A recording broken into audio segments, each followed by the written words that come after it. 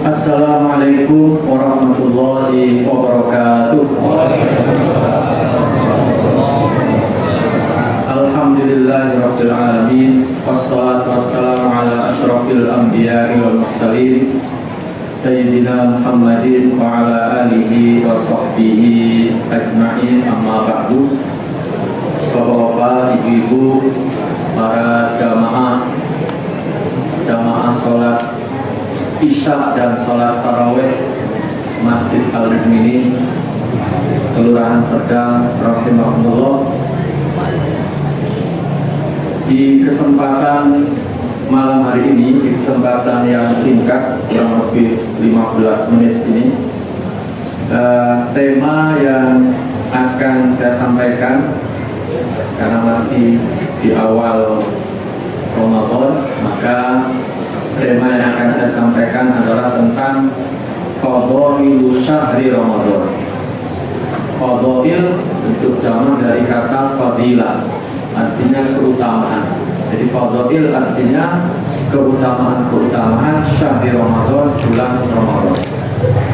Ya, tema ini akan menjelaskan pada kita apa saja keutamaan bulan Ramadan, sehingga kita mesti menyikapinya, menyambutnya dengan penuh sukacita, dengan penuh kegembiraan dan kebahagiaan, dan kita mesti merasa beruntung ya diberikan kesempatan oleh Allah Subhanahu wa taala ya memasuki bulan Ramadan, dan mudah-mudahan kita bisa meraih kebaikan dengan sebanyak-banyaknya. Amin ya rabbal alamin. Yang pertama di antara keutamaan bulan Ramadan itu adalah bahwa Allah jadikan puasa Ramadan itu sebagai satu kewajiban. Jadi puasa Ramadan itu hukumnya wajib, tidak sebagaimana puasa-puasa di bulan-bulan yang lain secara umum sifatnya sunnah. Namanya juga sunnah, ya umumnya banyak yang melakukan atau banyak yang tidak melakukan. Pak, kalau di luar Ramadan ya biasanya ya banyak yang tidak melakukan dan ya bisa dimaklumi ya. Tapi di bulan Ramadan ini lain ya. Puasa yang ada di dalamnya itu wajib, bahkan termasuk salah satu rukun di antara rukun Islam. Dan tentang wajibnya ini ya didasarkan firman Allah surah Al-Baqarah ayat 183, surah Al-Baqarah 185, termasuk juga hadis-hadis Rasulullah SAW dan juga ijma para ulama. Bahkan para jemaah sekalian, tidak melaksanakan puasa Ramadan tanpa suatu udzur, tanpa suatu halangan yang syar'i, maka dosanya itu sangat besar di sisi Allah Subhanahu wa taala. Bahkan kata Imam Ad-Dahabi, orang yang tidak melaksanakan puasa di bulan Ramadan tanpa satu udzur, tanpa satu alasan, maka dosanya lebih buruk, lebih besar daripada orang yang berzina, daripada orang yang minum khamr. Pertanyaan sekarang, berzina, minum khamr itu dosa kecil atau dosa besar? Dosa besar, termasuk dalam rangkaian dosa besar. Tapi ternyata tidak puasa, ya tidak puasa Ramadan tanpa suatu alasan, itu di sisi Allah ya, di sisi Allah itu lebih buruk, lebih besar dosanya dibandingkan berbuat zina dan termasuk minum khamr. Na'udzubillah. Belum lagi nanti kalau ada orang yang tidak melakukan puasa tanpa udzur, itu nanti juga menurut mayoritas ulama ada konsekuensi. Konsekuensi apa ya? Mengkodok nih khilafiyah, dan ada khilafiyah di kalangan ulama, mayoritas ulama mengharuskan mengkodok. Maka mudah-mudahan dengan penjelasan ini kita menjadi tercerahkan, menjadi semakin kuat pemahaman kita, dan kita tidak lagi, barangkali ada yang pernah meninggalkan puasa ya, maka dengan penjelasan ini stop, tidak lagi meninggalkan puasa tanpa udzur ya. Kita bertobat, barangkali ada yang pernah melakukan. Para jemaah sekalian yang dirahmati Allah Subhanahu wa taala, dan ketika seorang melaksanakan ibadah saum, ya, di dalamnya terkandung sekian banyak keutamaan, ya, fadilah-fadilah yang juga bisa jadi kita tidak dapatkan pada ibadah-ibadah yang lainnya. Salah satu contohnya, kalau ibadah-ibadah yang lainnya, Pak, amal-amal sholat kita yang lainnya itu hukumnya dinilai oleh Allah, dilipat gandakan oleh Allah pahala dan kebaikannya itu yang kisarannya itu 10 sampai 700. Tapi kalau puasa itu tidak dibatasi. Dan ini tentu sekali lagi keberuntungan bagi kita bisa masuk Ramadan dan kita bisa melaksanakan puasa. Mudah-mudahan puasa kita diterima oleh Allah Subhanahu wa taala. Para jemaah sekalian yang dirahmati Allah Subhanahu wa taala, yang kedua bahwa Allah memilih bulan Ramadan sebagai bulan diturunkannya Al-Qur'an, ya. Syahrul Ramadan alladzi unzila fihil Qur'an. Dan Quran ini adalah cahaya kita, dia adalah petunjuk kita, dia adalah, ya, tali Allah yang kalau kita berpegang teguh dengannya, dengan pegangan yang kuat, kita jalankan perintah dan isinya, ya, perintahnya kita jalankan, larangannya kita tinggalkan, petunjuk-petunjuknya kita ikuti, niscaya kita akan selamat. Kita akan selamat bukan hanya di dunia tapi di akhirat nanti juga demikian. Tapi sebaliknya orang yang tidak mau berpegang teguh kepada Al-Quran, mengabaikan Al-Quran, ya, perintahnya dilanggar, larangannya juga demikian, ya, maka dipastikan dia akan tersesat jalan, dipastikan dia akan menjadi orang yang sengsara, menjadi orang yang betul-betul dalam kerugian yang besar, yang bukan hanya di dunia tapi akhirat. Dan ketahuilah bahwa Al-Quran itu dipilih oleh Allah, diturunkan di dalam bulan Ramadan.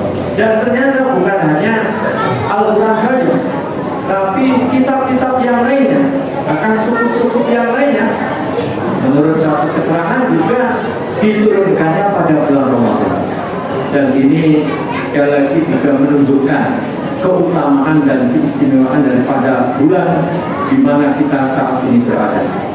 Para jemaah sekalian yang dirahmati oleh Allah Subhanahu wa taala, hal yang lain yang menunjukkan keutamaan dan keistimewaan bulan Ramadan adalah bahwa kita ini, para jemaah sekalian, ditakdirkan oleh Allah Subhanahu wa taala menjadi umat Rasulullah. Dan umat Rasulullah ini, ya, umurnya itu adalah berkisar antara 60 sampai 70. Kisarannya itu, Pak, ya, antara berapa? 60 sampai 70. Bahkan ada yang belum 60 juga sudah meninggal. Ada yang masih remaja, mungkin baru lahir juga meninggal. Tapi umumnya ya 60-70. Yang lebih ada, tapi nggak banyak. Dan Rasulullah SAW pernah menyampaikan hal ini kepada Allah Subhanahu wa taala. Karena Rasulullah melihat bahwa umat terdahulu itu umurnya panjang-panjang. Kesempatan untuk meraih kebaikan itu artinya lebih luas. Sementara umat beliau pendek. Artinya kesempatan untuk meraih kebaikan kalau nilainya sama saja itu juga tentu lebih sedikit. Maka hal tersebut pernah disampaikan kepada Allah Subhanahu wa taala, ya Allah, jadikan umur umat itu paling pendek umurnya dan paling sedikit amal. Maka kemudian Allah Subhanahu wa taala berikan satu hadiah, ya, yaitu apa yang kita kenal sebagai Lailatul Qadar. Yang Lailatul Qadar itu Allah Subhanahu wa taala mengatakan khairun min alfi syahr, lebih baik daripada 1000 bulan.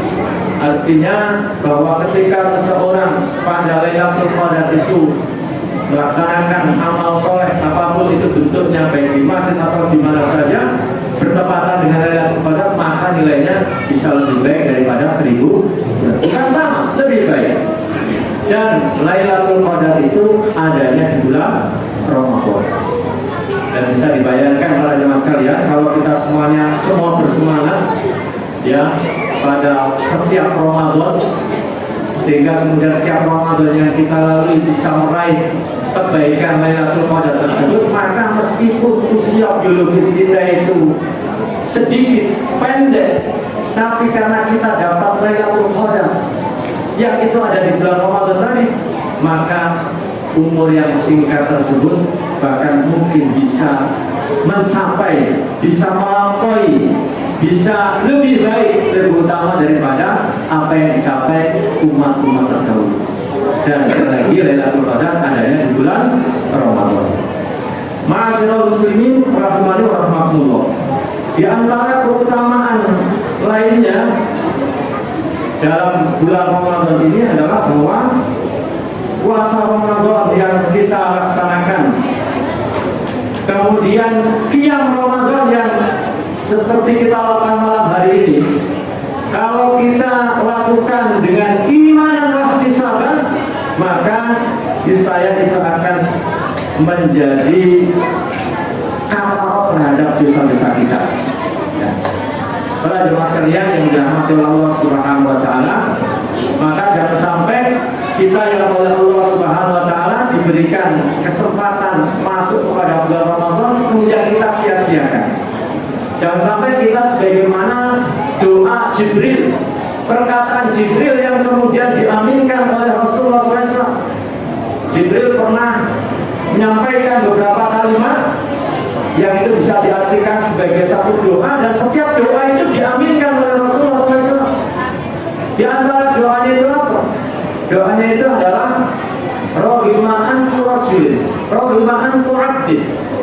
Itu kalimat yang artinya mendoakan kehinaan, mendoakan kerugian dengan serugi-ruginya. Kepada siapa? Kepada orang yang diberikan kesempatan oleh Allah masuk kepada bulan Ramadan tapi tidak mendapatkan ampunan. Kenapa? Dia tidak manfaatkan sebaik-baiknya kesempatan itu. Ya.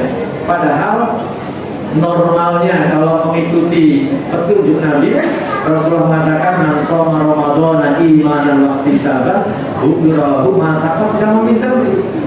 Terkait dengan tarawih, man shoma Ramadhana imanan wa ihtisaban ghufira lahu ma taqaddama min dhanbi. Kalau ini kita ikuti, maka kita ini akan termasuk ghufira lahu ma taqaddama min dhanbi. Tapi ternyata ada orang yang kesempatan ini tidak dimanfaatkan dengan sebaik-baiknya, sehingga ghufirallahu ma taqaddama min dhanbi ini tidak dapatkan.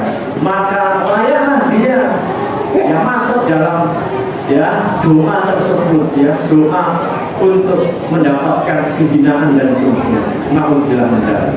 Para jemaah sekalian yang dirahmati Allah Subhanahu wa taala, begitu pula di antara juga keutamaan bulan Ramadan itu adalah bahwa kalau kita melaksanakan qiyam dan melalui kesempatan yang singkat ini, saya ingin mengajak kepada kita semuanya, selain kita pastikan untuk puasa selama 1 bulan, kecuali kalau ada udzur ya, maka malamnya pastikan untuk selalu tarawih.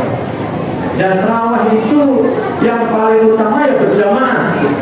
Paling utama berjamaah di masjid seperti ini.